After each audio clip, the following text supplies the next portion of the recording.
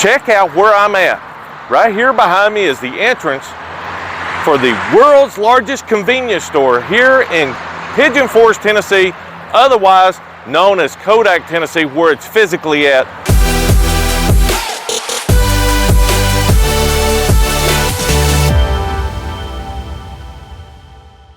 Pigeon Forge, Tennessee, otherwise known as Kodak, Tennessee, where it's physically at, right next to Interstate 40 on exit 407. As you've seen from the previous video, you've seen where we were at in September. Now it is October the 20th, so I'm going to show you where they're at on construction. They're still slated to be open in 2023 in the spring. So let's get it started. But remember, one of the things that I want to mention to you, this is not a truck stop. This is all about cars. This is about RVs. The other thing is, trucks are not allowed. They do not have cat scales.